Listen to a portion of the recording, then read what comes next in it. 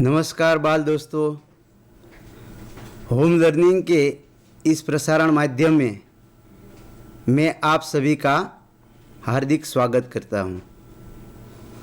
बच्चों, इकाई 7 हार की जीत के अंतर्गत हमने पहले भाग में इसके जो रचनाकार है सुदर्शन जी, इनका परिचय प्राप्त किया था, सुंदर पठन भी किया था और अभिनय के माध्यम से हमने इसको समझने का प्रयत्न किया था। प्यारे बाल दोस्तों, आज हम इस भाग में इस कहानी में जो नए शब्द आए हैं इनको देखेंगे, मुहावरे के अर्थ वाक्य प्रयोग के साथ समझेंगे और साथ ही साथ अभ्यास और स्वाध्याय के प्रश्नों की चर्चा भी करेंगे। तो चलिए शुरू करते हैं आज की पढ़ाई। बाल दोस्तों, सबसे पहले आप इकाई 7 निकाल लीजिए। तो बाल दोस्तों, अब हम इस कहानी में जो नए शब्द आए हैं इनको देखेंगे शब्दार्थ के माध्यम से। पहला शब्द है करुणा। इसका अर्थ होता है दया। बाबा भारती जो थे वे करुणा की मूर्त थे। प्रारंभ में हमने जो कहानी देखी थी इसमें भी जो शिकारी था वह दयालु था। दूसरा शब्द है नेकी। इसका अर्थ होता है भलाई। हमें नेकी के रास्ते पर चलना चाहिए, अर्थात जो सही रास्ता हो ऐसे रास्तों पर हमें चलना चाहिए। अब अगला शब्द है हमारा कुख्यात। इसका अर्थ होता है बदनाम। कोई व्यक्ति बुरे काम करता है, उसके लिए प्रसिद्ध हो जाता है, तो उसके लिए शब्द रखा जाता है कुख्यात। बहुत बढ़िया बाल दोस्तों, आइए अगला शब्द है हमारा अभिलाषा। इसका अर्थ होता है इच्छा। प्यारे बाल दोस्तों, आपकी भी कई इच्छाएं होगी, अभिलाषाएं होगी। इनको हम अपने माता पिता या ईश्वर के सामने प्रकट करते हैं, इसलिए अभिलाषा शब्द का अर्थ होगा इच्छा। ठीक है बाल दोस्तों, आइए अगला शब्द हम देखते हैं। अगला शब्द है हमारा बांका। इसका अर्थ होता है सुंदर या बहादुर। कोई व्यक्ति या चीज बहुत सुंदर होती है तो इसके लिए बांका शब्द का प्रयोग किया जाता है। जैसे हम कह सकते हैं कि श्री कृष्ण भगवान बांके बिहारी है। ठीक है बाल दोस्तों, अगला शब्द है हमारा अस्तबल। इसका अर्थ होता है तबेला या घुड़साल। जो घोड़ा होता है इसको जिस स्थान पर रखा जाता है उसे अस्तबल कहा जाता है। प्यारे बाल दोस्तों, हमने इस इकाई में जो नए शब्द है इनका अर्थ यहाँ पर देखा है। अब हम अगले प्रश्न की ओर रुख करते हैं। अगला जो प्रश्न हमारा है वह मुहावरों से है। यहाँ पर हमें कुछ मुहावरे दिए गए हैं, हमें इनका अर्थ बतलाकर वाक्य में प्रयोग करना है। बाल दोस्तों, ये मुहावरा जो शब्द है वह मूल अरबी का शब्द है। इसका अर्थ होता है अभ्यास। हिंदी में इसके लिए मुहावरा शब्द प्रयोग किया जाता है जब कभी सामान्य अर्थ को छोड़कर विशिष्ट अर्थ प्रदान करना होता है तब मुहावरों का प्रयोग किया जाता है। तो चलिए बाल दोस्तों, हम मुहावरों को देखते हैं। हमारा पहला मुहावरा है लट्टू होना। इसका अर्थ होता है मोहित होना। जब हमें कोई चीज या कोई व्यक्ति या कोई बात बहुत अच्छी लगती है तब हम उस पर मोहित हो जाते हैं, लट्टू हो जाते हैं, तब इस मुहावरे का प्रयोग किया जाता है। तो चलिए बाल दोस्तों, अब हम इसका वाक्य प्रयोग करते हैं। सचिन की बल्लेबाजी पर मैं लट्टू हूँ। सचिन जो अच्छी बल्लेबाजी करता है वह मुझे पसंद है, इसके लिए मैं उस पर लट्टू हूँ, ऐसा कहा जा सकता है। बाल दोस्तों, आप इसी प्रकार इस मुहावरे का प्रयोग करके और नए नए वाक्य भी बना सकते हैं। हम देखते हैं दूसरा मुहावरा।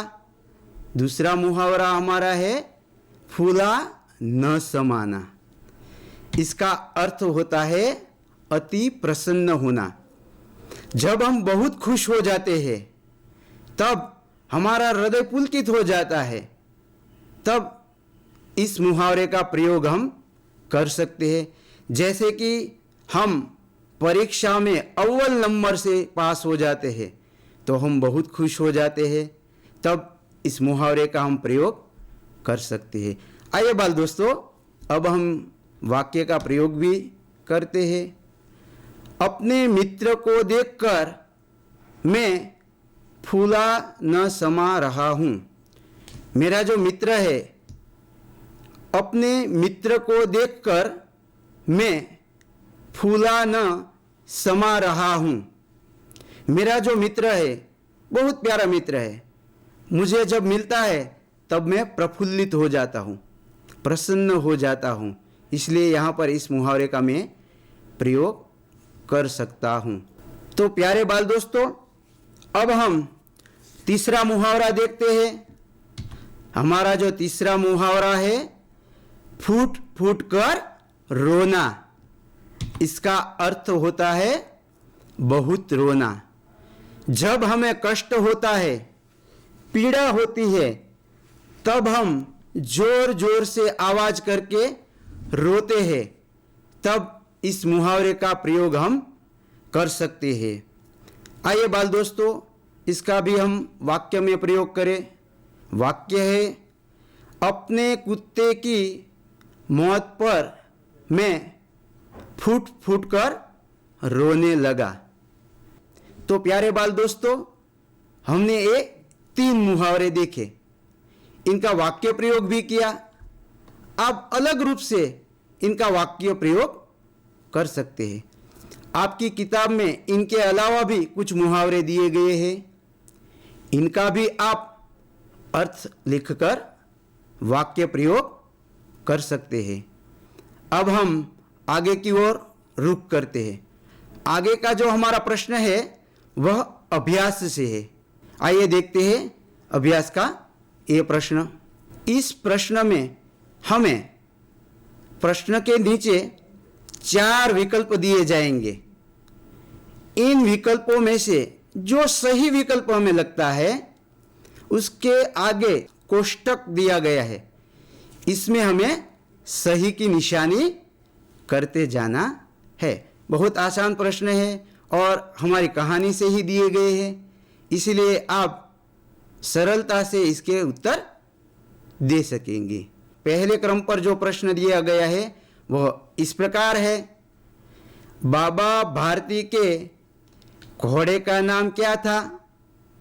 आपके विकल्प है चेतक, दूसरा विकल्प है सुल्तान, तीसरा विकल्प है पवन, चौथा विकल्प है पुष्पक। सोचिए बाल दोस्तों, हमने जो कहानी पढ़ी थी इसमें नाम आया था। हाँ, बिल्कुल सही है। इसका सही उत्तर है सुल्तान। बाबा भारती जो थे अपने प्यारे घोड़े को सुल्तान के नाम से पुकारते थे। बहुत बढ़िया बाल दोस्तों, अब हम अगला प्रश्न देखते हैं। दूसरा जो हमारा प्रश्न है, खड़गसिंह कौन था? इस कहानी का जो दूसरा पात्र, महत्वपूर्ण पात्र है खड़गसिंह, वह कौन था? तो आपके विकल्प इस प्रकार है। पहला विकल्प है डाकू, दूसरा विकल्प है साधु, तीसरा विकल्प है महात्मा, और चौथा और अंतिम विकल्प है संत। सोचिए बाल दोस्तों। हाँ, बहुत अच्छा, बहुत बढ़िया। इसका सही उत्तर है डाकू। आइए अगला प्रश्न देखते हैं। अगला प्रश्न है, बाबा भारती को किससे घृणा थी? तो आपके विकल्प इस प्रकार है। पहला विकल्प है अमीर लोगों से, दूसरा विकल्प है नगर के जीवन से, तीसरा विकल्प है देशद्रोहियों से, और चौथा और अंतिम विकल्प है परिवार से। सोचिए बाल दोस्तों, जरा दिमाग लड़ाइए। हाँ, बाबा भारती को नगर के जीवन से घृणा थी। अपना सब कुछ छोड़कर वे गांव से दूर बाहर एक मंदिर बनाकर रह रहे थे। चलिए अगला प्रश्न हम देखते हैं। संध्या के समय बाबा भारती क्या करते थे? जब संध्या होती थी तब बाबा भारती जो थे क्या करते थे? आपके विकल्प इस प्रकार है। पहला विकल्प है मंदिर में आरती करते थे, दूसरा विकल्प है खाना बनाते थे, तीसरा विकल्प है सुल्तान की सवारी करते थे, चौथा विकल्प है सुल्तान को घास खिलाते थे। बाबा भारती जो थे संध्या के समय अपना जो प्यारा घोड़ा है उसकी सवारी 8-10 मील की करते थे। इसलिए हमारा जो उत्तर है वह है सुल्तान की सवारी करते थे। बहुत बढ़िया बाल दोस्तों। अब हम अगला प्रश्न देखते हैं। अगला हमारा प्रश्न है, इस कहानी में कौन से मूल्यों को समाविष्ट नहीं किया गया है? वैसे कोई भी कहानियाँ इकाई होती है उनमें उच्चतम मूल्य समाविष्ट होते हैं। इस कहानी में भी कुछ मूल्य समाविष्ट किए गए हैं, लेकिन इन विकल्पों में से कौन से विकल्प का मूल्य इस कहानी में नहीं है, यह आपको बताना है। आपके विकल्प है उदारता, दूसरा विकल्प है पश्चाताप, तीसरा विकल्प है दया भाव, चौथा विकल्प है समर्पण। बाल दोस्तों, हमने कहानी पढ़ी थी, इसमें देखा था कि उदारता और दया भाव का जो मूल्य है वह बाबा भारती में समाहित है, जबकि पश्चाताप का मूल्य जो है वह खड़गसिंह के द्वारा बताया गया है। इसलिए यहाँ पर समर्पण का जो भाव है वह मूल्य समाविष्ट नहीं किया गया है, अर्थात कि चौथा जो हमारा विकल्प है यह हमारा उत्तर होगा। बहुत बढ़िया बाल दोस्तों। तो बाल दोस्तों, हमने अभ्यास का यह प्रश्न देखा। आपको इन प्रश्नों के उत्तर देने में बहुत मजा आया होगा। चलिए आगे का प्रश्न हम देखते हैं। आगे का जो हमारा प्रश्न है वह स्वाध्याय से है। स्वाध्याय का जो पहला हमारा प्रश्न है, इसमें आपको प्रश्नों के उत्तर देने हैं। हालांकि मैं आपको प्रश्नों के उत्तर सीधे तौर पर नहीं दूंगा, लेकिन इसकी चर्चा करूंगा। इसके आधार पर आपको इन प्रश्नों के उत्तर अपनी कॉपी बुक में लिखने हैं। चलिए पहला प्रश्न हम देखते हैं। खड़गसिंह बाबा भारती के पास क्यों आया? बाल दोस्तों, हमने कहानी में देखा था कि जो खड़गसिंह है वह बाबा भारती के पास जाता है। खड़गसिंह जो है उसने बाबा भारती के जो सुंदर और बलवान, बहुत अच्छा जो उनके पास घोड़ा था सुल्तान, उसकी प्रशंसा बहुत सुनी थी। इसको देखने की इच्छा हो रही थी, इसीलिए खड़क सिंह बाबा भारती के पास जाता है। बहुत बढ़िया बाल दोस्तों, अब हम दूसरा प्रश्न देखते हैं। हमारा दूसरा प्रश्न है, बाबा भारती किस बात से डरते थे? बाल दोस्तों, खड़क सिंह जो है वह बाबा भारती के घोड़े को देखकर आश्चर्यचकित हो जाता है। उसे लगता है ऐसा सुंदर बांका घोड़ा इस साधु को किस काम का? ऐसा सुंदर घोड़ा तो मेरे पास होना चाहिए। इसलिए वह बाबा भारती को बतलाते हैं कि बाबा भारती, अब मैं यह घोड़ा आपके पास नहीं रहने दूंगा। तो बाबा भारती यह सुनकर डर जाते हैं। बहुत बढ़िया बाल दोस्तों, आइए अब हम तीसरा प्रश्न देखते हैं।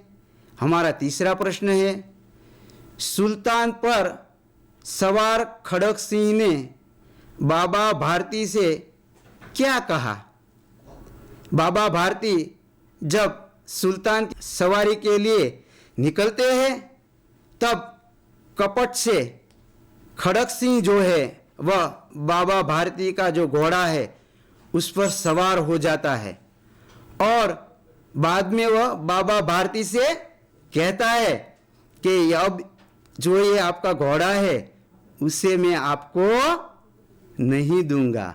बहुत बढ़िया बाल दोस्तों, अब हम चौथा प्रश्न देखते हैं। बाबा भारती अपना समय कैसे बिताते थे? बाल दोस्तों, बाबा भारती जो है अपना सब कुछ छोड़कर गांव के बाहर एक मंदिर बनाकर रहते हैं। उनके पास अपना एक सुल्तान नाम का घोड़ा होता है। वे मंदिर में भगवान का भजन करते हैं और अपना जो प्यारा घोड़ा है इसकी देखभाल करते हैं। तो ये दो क्रियाओं में उनका सारा समय बीतता था। अब हम अगला प्रश्न देखते हैं। हमारा अगला जो प्रश्न है वह इस प्रकार है, खड़क सिंह ने सुल्तान को कैसे प्राप्त किया? तो बाल दोस्तों, खड़क सिंह जो है वह बाबा भारती के घोड़े से प्रभावित हो जाता है और उससे वह घोड़ा चाहिए था। कपट से वह घोड़ा जो है बाबा भारती से प्राप्त कर लेते हैं। बहुत बढ़िया बाल दोस्तों, हमने स्वाध्याय का जो पहला प्रश्न है वह यहाँ पर देखा। आइए हम आगे की ओर रुख करते हैं। आगे का हमारा जो प्रश्न है इसमें हमें शब्द दिया गया है, इसका विलोम अर्थात विरुद्धार्थी, इसे विपरीत अर्थ वाला शब्द भी हम कह सकते हैं। ऐसे शब्दों को हमें देना है और उनका वाक्य में प्रयोग भी करना है। जैसे कि हमें कोई शब्द दिया गया बेटा, तो इसका विरोधी क्या होगा? हाँ, बिल्कुल सही, इसका जो विरुद्धार्थी शब्द होगा बेटी। तो ऐसे ही कुछ शब्द हमें दिए गए हैं, इनका हमें वाक्य में प्रयोग करना है। तो चलिए पहला शब्द हम देखते हैं। पहला शब्द है जमीन। बाल दोस्तों, हम जमीन पर रहते हैं, अर्थात जो जमीन है वह नीचे की ओर होती है, इसे धरती भी कहा जाता है। तो इसका विलोम शब्द क्या होगा? बहुत बढ़िया, आसमान। जमीन नीचे होती है और आसमान ऊपर की ओर होता है। बहुत बढ़िया बाल दोस्तों, आइए अब हम इसका वाक्य प्रयोग भी करते हैं। आकाश में तारे टिमटिमा रहे हैं। तो यहाँ पर हमने जो जमीन का विरुद्धार्थी शब्द है इसका हमने वाक्य में प्रयोग किया है। इसी प्रकार आप अलग अलग रूप से वाक्य प्रयोग कर सकते हैं। बहुत बढ़िया बाल दोस्तों, अगला शब्द है गरीब। इसे निर्धन भी कहा जा सकता है। तो इसके लिए विलोम शब्द होगा अमीर। धनवान भी कह सकते हैं, पैसे वाला भी हम कह सकते हैं, आदि आदि विलोम शब्द इसके हो सकते हैं। तो आइए अब हम इसका वाक्य प्रयोग भी करते हैं। वाक्य प्रयोग है वेदांत बहुत अमीर है। इसी प्रकार आप अपनी ओर से नए नए वाक्य का निर्माण इस शब्द के द्वारा कर सकते हैं बाल दोस्तों।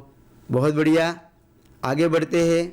आगे का हमारा जो तीसरा शब्द है वह इस प्रकार है विश्वास। इसे हम भरोसा भी कह सकते हैं।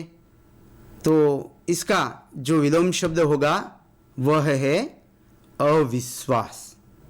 वाक्य प्रयोग इस प्रकार हो सकता है, इसमें अविश्वास की कोई बात नहीं है। तो बाल दोस्तों, हमने यहाँ पर जो शब्द दिए गए थे उनके विलोम शब्द दिए और वाक्य प्रयोग भी किया। आइए अगले प्रश्न की ओर बढ़ते हैं। बाल दोस्तों, इस प्रश्न में हमें उपसर्ग दिए गए हैं। उपसर्ग अर्थात जो किसी शब्द के आगे लगकर उसके अर्थ में बढ़ोतरी करता है, विशेषता दिखाता है या नया अर्थ देता है, उससे उपसर्ग कहा जाता है। यहाँ पर हमें दो उपसर्ग दिए गए हैं, एक तो है प्रति और दूसरा है निर। इन दो उपसर्गों का प्रयोग करके हमें नए शब्दों का निर्माण करना है। आइए बाल दोस्तों, प्रारंभ करते हैं उपसर्ग के माध्यम से नए शब्दों का निर्माण करने का। तो हमारा पहला जो शब्द है वह है दिन। इसका अर्थ होता है दिवस। इसके आगे हम कौन सा प्रत्यय लगाएंगे? वाह, बहुत बढ़िया, आप तो बहुत काबिल है भाई। इसके आगे हम उपसर्ग लगाएंगे प्रति। प्रति उपसर्ग लगाने से हमें अब एक और नया शब्द मिलेगा और उसका अर्थ भी बदल जाएगा। शब्द हमारा बनेगा प्रतिदिन। तो दिन का अर्थ होता है दिवस और नया शब्द हमें मिला है प्रतिदिन। इसका अर्थ होता है हर रोज। तो ये नया अर्थ हमें मिला। बहुत बढ़िया बाल दोस्तों, अब हम दूसरा हमारा शब्द देखते हैं। दूसरा शब्द है आधार। इसका अर्थ होता है सहारा। जो सहारा देता है उसके लिए आधार शब्द प्रयुक्त किया जाता है। इसमें हम कौन सा उपसर्ग रखेंगे? हाँ, बहुत बढ़िया बाल दोस्तों, इसमें हम उपसर्ग रखेंगे निर।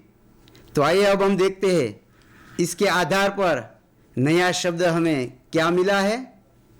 हमें शब्द मिला है निराधार।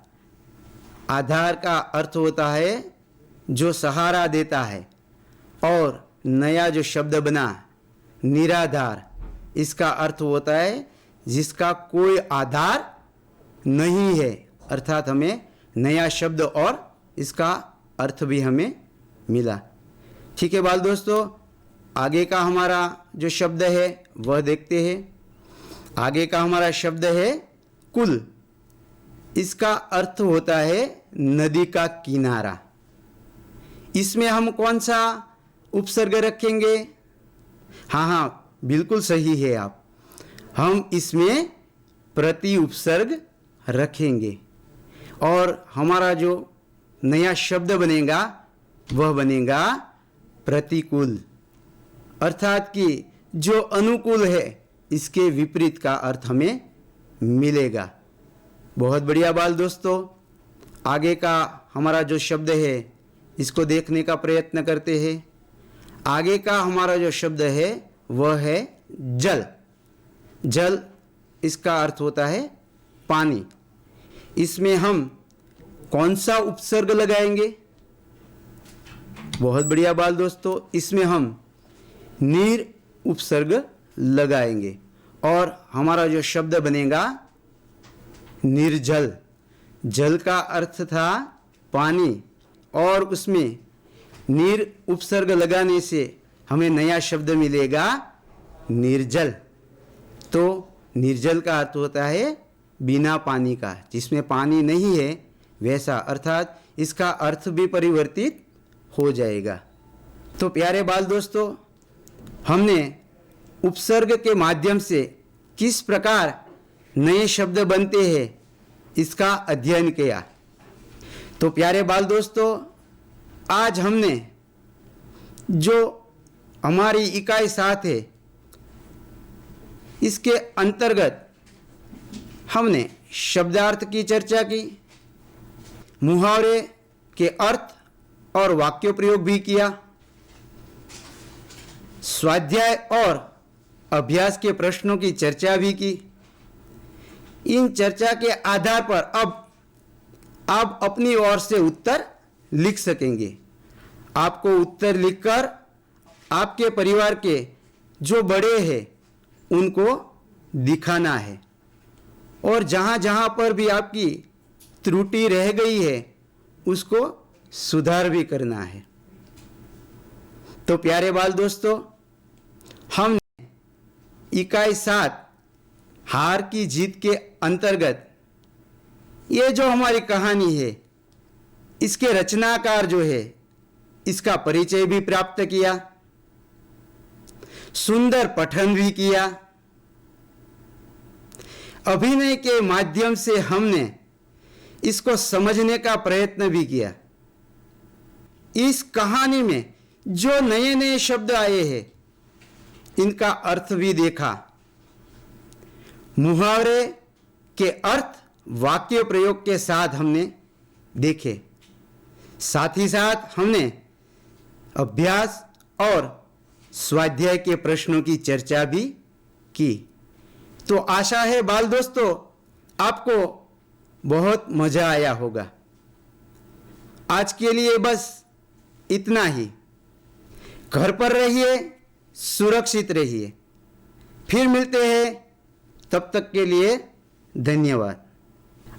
आज का सवाल, सुदर्शन का मूल नाम क्या था? आपके विकल्प है शिवमंगल सिंह, दूसरा विकल्प है बद्रीनाथ शर्मा, तीसरा विकल्प है शंकर दयाल शर्मा, चौथा विकल्प है विनय महाराज। बाल दोस्तों, इस प्रश्न का उत्तर आपको आज शाम 8 बजे से पहले दिए गए नंबर पर भेज देना है। नंबर लिख लीजिए 6 3 5 7 3 9 9 4 8 0। धन्यवाद।